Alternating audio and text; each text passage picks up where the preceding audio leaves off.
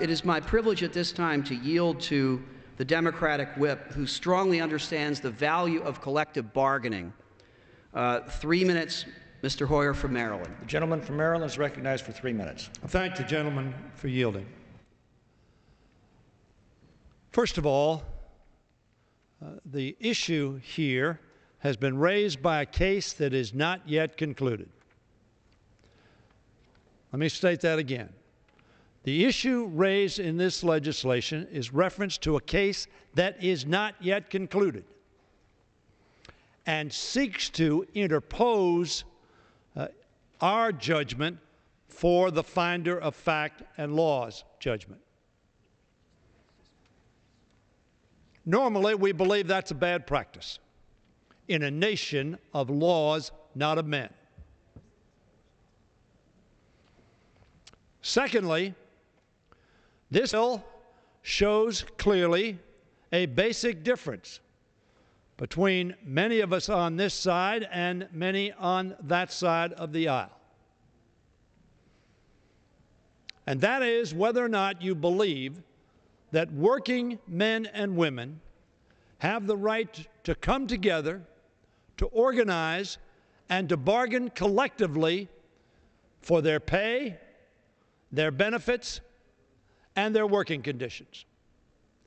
In fact, it is my belief that the overwhelming majority of working Americans, whether or not they have joined such an organization, find their working place safer, healthier, their pay better, and the more availability of benefits than they would have if men and women had not been guaranteed the right to bargain collectively, for which they fought, and some died in the 1930s and 40s and later because people did not want them to do that. They wanted to say, I don't care how much money we make, this is your portion. Now, we see super athletes not stand for that.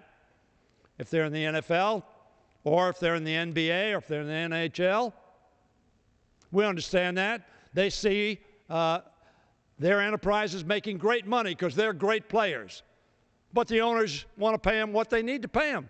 Why? Because they want to maximize profits. I'm for that. That's the free enterprise system. So we set up a system where we could bargain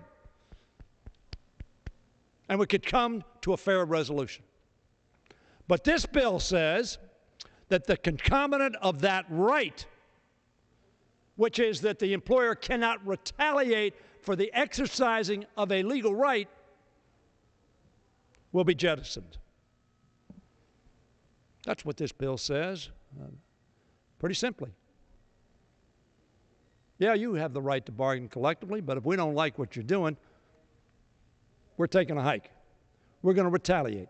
Now, I do not decide today whether or not that will be the finder of fact and law's conclusion in this case. I don't know that Boeing did that.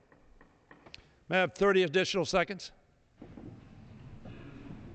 Does the gentleman from New Jersey yield? I yield additional 30 seconds to the The whip. gentleman from Maryland is recognized for 30 I seconds. do not know whether that will be the ultimate conclusion, whether Boeing, in fact, violated the law by retaliating. And I've told my friends at Boeing, I don't know that that's going to be the conclusion. But I do know this, that I am for working men and women having the right that they've now had for some 70 years. And I believe that working men and women in America, organized or unorganized, are better off because we adopted a law to protect that right. Do not jettison. And I close with this, and I quote from a letter sent by hundreds of professors with expertise in this area. Quote, "We are dismayed that a single complaint should be the basis for so fundamental a reversal in long-standing law. Do not take this step. Reject this bill. Vote no." I yield back the balance of my time. The gentleman's time has expired. The gentleman from New Jersey reserves.